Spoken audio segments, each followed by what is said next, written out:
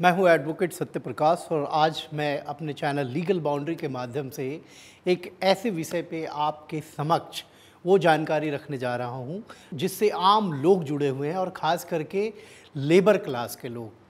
और labour class में भी वो लोग जो झारखंड, छत्तीसगढ़, उड़ीसा, मध्य प्रदेश और अन्य ट्राइबल राज्यों से महानगरों में आते हैं। जब ट्राइबल राज्य से ऐसे लोग महानगरों में आते हैं तो उनके समक्ष क्या समस्या होती है। आपको मैं बता दूं कि ये पूरा अनऑर्गेनाइज सेक्टर है और महानगरों में ऐसे लोग, चाहे मेल हो फीमेल हो, वो सभी जब भी आते हैं उनके लिए कोई रजिस्ट्रेशन की पॉलिसी नहीं होती है, चाहे वो राज्य सरकार के द्वारा की जानी हो, चाहे जिस राज्य से वो माइग्रेट होके दूसरे राज्य में जाते हैं। और समस्या तब आती है जब ऐसे मजदूर जो घरों में काम करते हैं या फैक्ट्रियों में काम करते हैं उनके साथ कोई हादसा हो जाता है। ना उनको कोई मुआवजा मिल पाता है और ना ही कोई उनकी सूद लेने वाला होता है, क्योंकि वो रजिस्टर्ड नहीं होते और ना ही उनके लिए कोई वैसी यूनियन होती है जो उनकी लड़ाई लड़ सके। मैं आपको बता दूं, मजदूरों के साथ कई ऐसी घटना हो चुकी है जिसमें उनकी जान चली जाती है लेकिन उनके परिवार को कोई मुआवजा नहीं मिलता।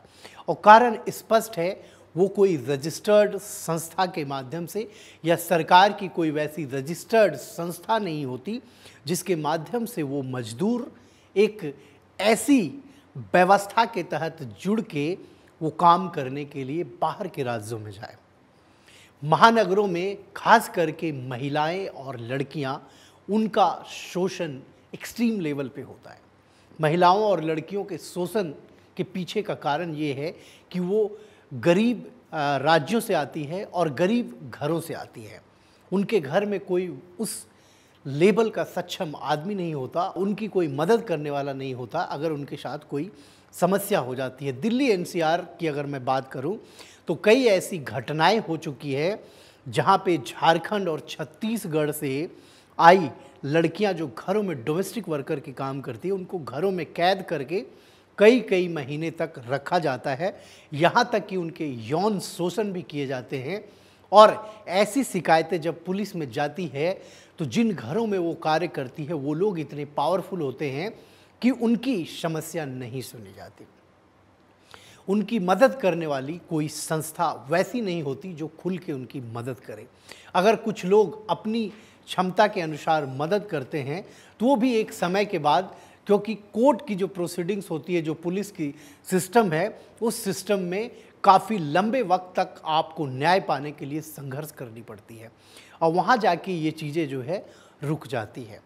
सरकार के पास कई बार, चाहे वो दिल्ली सरकार हो, चाहे अन्य राज्यों की सरकार हो या ऐसे ट्राइबल डोमिनेटेड राज्य या गरीब राज्य जहाँ से ये लोग बाहर के राज्यों में कार्य करने जाते हैं, वहाँ की सरकारें काफ़ी कोशिश करती है कि डिस्ट्रिक्ट लेवल पे, विलेज लेवल पे इनकी पूरी एक डेटा बनाई जाए और उस डेटा के आधार पे उसकी मॉनिटरिंग हो कि प्रत्येक महीने कितने ऐसे मजदूर उस राज्य से, उस जिले से, उस गांव से बाहर गए और उनकी वर्तमान स्थिति क्या है।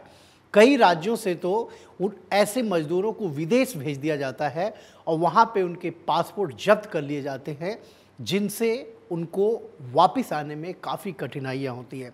आपको पता होगा, झारखंड के कई मजदूर लीबिया में, सिंगापुर में, दुबई में और इराक में फंसे और उनको वहाँ से राज्य सरकार को लाने में काफ़ी मशक्क़त करनी पड़ी, कई तो अभी भी नहीं आए। तो इन समस्याओं से निपटने के लिए सरकार को माइक्रो लेवल पे, अर्थात छोटे स्तर पे, गांव से, ब्लॉक से, जिले से और राज्य से, हर स्तर पे मॉनिटरिंग होनी चाहिए ताकि मजदूरों का शोषण ना हो। उनके जो भी अगर उनके साथ कोई हादसा होता है तो सरकार उनको प्रॉपर मॉनिटरिंग करके उनके परिवार को मुआवजा दिलवाए और उनके परिवार को कोई परेशानी ना हो। धन्यवाद। आप लीगल बाउंड्री से जुड़े रहें, लाइक करें, शेयर करें, सब्सक्राइब करें।